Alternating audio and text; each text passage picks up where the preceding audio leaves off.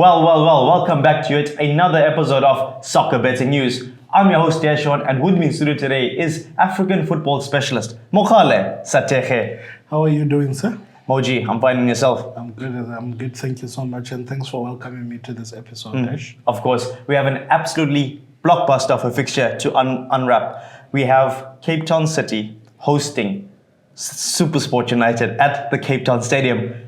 Gavin Hunt versus Eric Tinkler. Firstly, who's a better tactician? I mean, you can both guys, both coaches. I think they have too much, experience when it comes to domestic or South African football. Yeah. They know the teams well, and if I'm not mistaken, I mean, Supersport and Cape Town City, you can say they are one of the big teams right now that if you can look at the five last games, they are showing that they are on form and they are winning most of their games. So the two coaches for me at this present moment going to that big game, it's going to be an absolute thriller. Yeah. And it's a do or die for both of them. Yeah, you look at the tacticians over there. It wasn't so long ago when Tinkler was at the helm of Orlando Pirates and Hunt was at the helm of Kaizer Chiefs. And I look at them now, both of them are outperforming those Soweto Giants. Cape Town City currently second place. Supersport United currently third place. What is the secret to their success? Yeah, yesterday, like I alluded yesterday, with coach maestros like Tinkler and Gavin Hunt, they require disciplined players and they require hard workers. If you are a player who's willing to die for them on the field, they can do anything for you also as a player to be protected, to feel at home, and to always be at your best mentally and physically. As a team player. So, look, the guys are not new to coaching big teams. I mean, once you coach Pirates, Supersport, and Sundowns and everything in South African football, you know how to deal with pressure and you know what is required from you as a manager or a coach in terms of results. You must be results focused and driven and so forth. So, like I'm saying, those two guys, I take a hat off for them. I salute both of them. And then I know that they are not going to give us a boring game. Yeah. Look, they've done an absolutely stellar job. And, one thing I want to come back to, you mentioned the word results. I said it's second place hosting third place. First place in the DStv Premiership is kind of already done. Every season for the last maybe several seasons, it's been a Sundowns dominance. Is the ceiling for the remaining clubs in the Premiership second place? Yes, it's more kind of like that. And by the look of things, Supersport is in it, Cape Town City is in it, Orlando Pirates is in it, Kaizer Chiefs is partially in it. You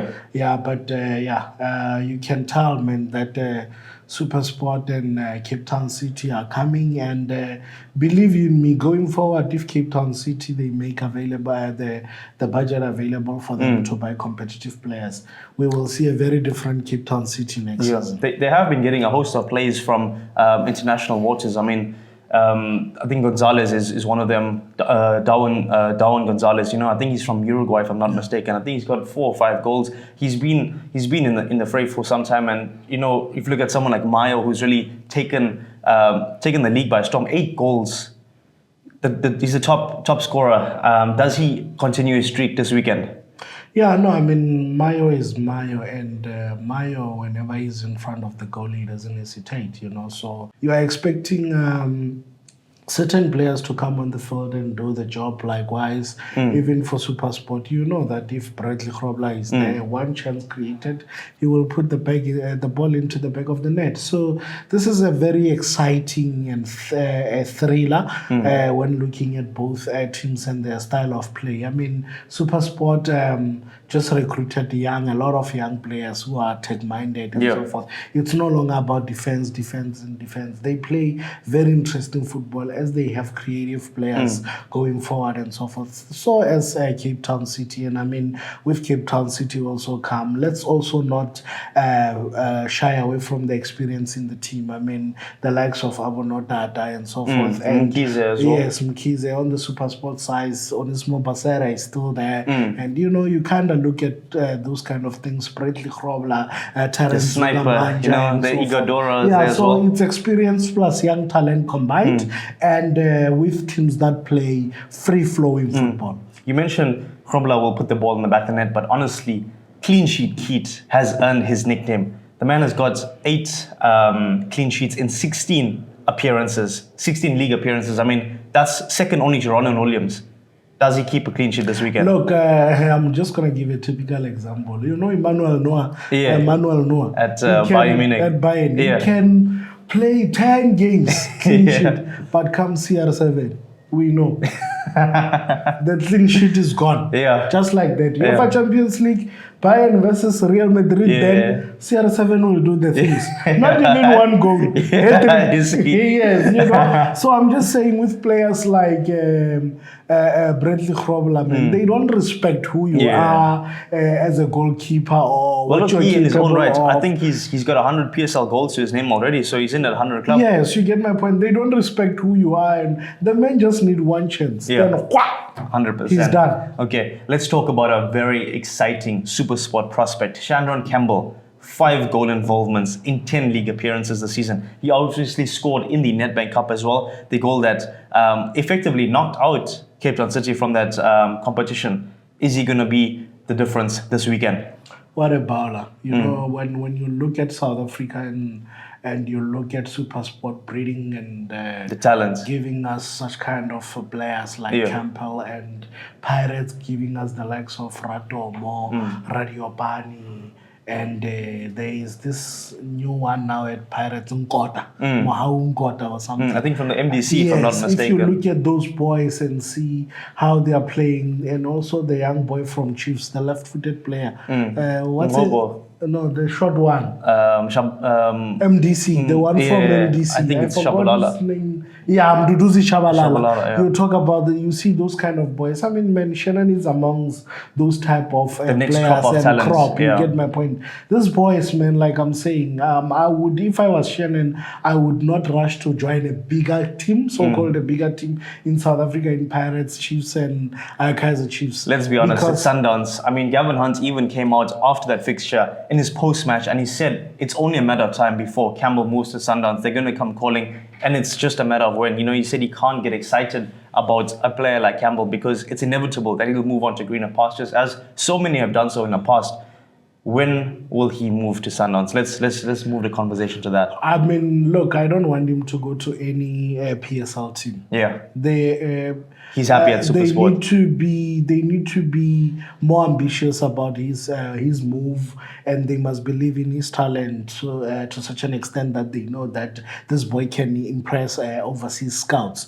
Take this boy to a Black Band. Take this boy to a Wigan, Belgian yeah. team. Take this boy to a Wigan. Take this boy to Reading, I think Crystal Reading had Palace or Reading. held a trial with Ratomo not so long ago. Yes, take this boy to a Fulham, and let's see how they will see this boy and so forth. I think it's high time South Africa started aiming ambitiously. And I mean, guys, to give an example, I can count a lot of African players that played for PSL one season and they were gone. Christopher Gatongo, Siakatiene, this guy who used to play for, who is this, Pansel or something, John Pansel. Yeah. You look at, there is a crop of African players who came to South Africa just to build their careers. One season they are gone. Why can't we do the same with our South African-based PSL players? Yeah. What is it that is so difficult and so impossible? So with players like Campbell and so forth, for me, the team should aim high to give these boys better challenges, better opportunities, footballing opportunities, and that benefits the national team. Yeah. Mo, your footballing expertise never fails to impress me. I mean, gosh, you've just pulled out a handful of plays that it's been so long since I've heard those names, and absolutely incredible stuff. But yeah, I want to ask you about trophies. Now, Supersport United dispatched Cape Town from the Cup. Do you think Eric Tinkler will prioritize league success over trophies? Look, I think we spoke yesterday, Nedbank Cup is not a cup that you can just say it's a trophy. Yeah. It's a well-decorated trophy according to me because it gives you the continental football berth. You get my point. Winning that tournament, you stand a chance of going to compete for CAF and CAF confederations. Who doesn't want to play continental football? The prizes are crazy. The atmosphere is exciting. You know, everyone is talking about it. And the prize money as well. Yes, I mean, the clubs are very tough. There is competition. I mean, we can give examples, you know. I mean, for instance, Mahopa just needed to play continental football to have a certain type of mentality and to come back and play more better, you know. So when players get those type of opportunities to play in tournament of such high magnitude, they kind of develop some certain level of confidence also. So for Cape Town City to go there and play them, and I mean, it's a big thing for the owner and for the coach. Look, you mentioned continental football, and I want to speak about one player that was in the Bafana camp. Ricardo Goss was instrumental as Supersport beat Cape Town City on a penalty shootout. The man was at the Bafana camp, the South African camp in Ivory Coast, where Ronald Williams shocked the world really when he saved all his penalties. Is he going to be pivotal? Is he going to be a busy man between the sticks when these sides meet? Ricardo Goss, come rain, come sunshine, for the next coming 2-3 years, Ricardo Goss will always be part of the Bafana team when they are selecting the goalkeepers, you know, to represent their national team when it comes to big tournaments. And the FIFA World Cup is on the horizon. He will always be there because when the boy is called up, he rises to expectations, you know, he fulfills his roles and so forth. So with having such kind of a goalkeeper that, you know, can save you any time of the day and so forth, it's such a blessing in disguise as a team and so forth. I would like to speak the same thing about Chaine, but I didn't like his the tendencies over the weekend against Mamelodi Sundowns. We don't need national team goalkeepers behaving that way. Sure, no, I get you. But look, Goss is going to come up against the DSTV leading goal scorer, the DSTV Premiership's leading goal scorer in Khanyisa Mayo. Now, I know you said Krobela won't respect Keach on the day. Is it going to be the same case where Mayo is not going to respect Goss? Yes, I mean, look, it's going to be a tug of war, knowing what type of a player Khanyisa Mayo is. I mean, he's scoring. Now he's scoring. You know, the more there's talks around him and Hugo Bruce replying, after Hugo Bruce says something about him, he's not ready and the boy goes to a game, bang.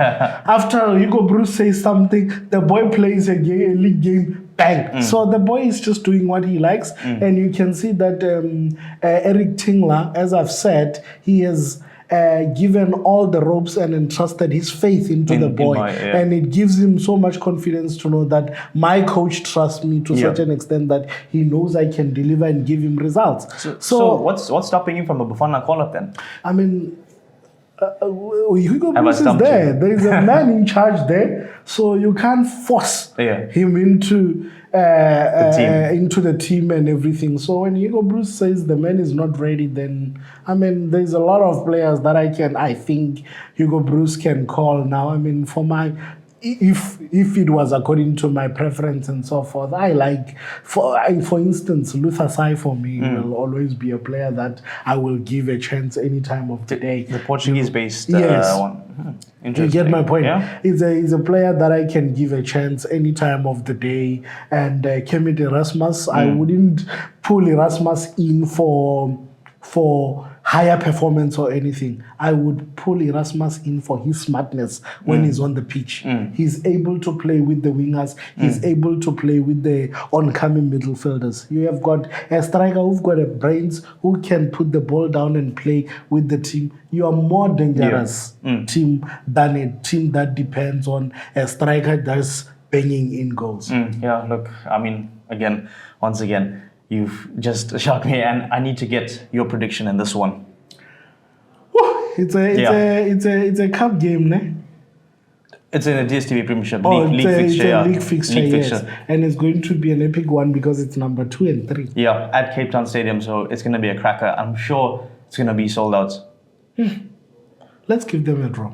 A draw? You're going for a goalless draw or 1-1? No. There will be goals. I don't know how many goals, but let's give them a draw. Sure. Well, Yeah. football fans, you've heard it right here from African football specialist Mogale Sathekge. From me, Desh, and all of us in studio, thanks, and be sure to catch us out on our TikTok. Cheers. Thank you so much, guys. It's a show me. For more soccer betting tips and previews, get the latest copy of Soccer Betting News for only 10 Rand at your nearest Hollywood Bets branch or news agent.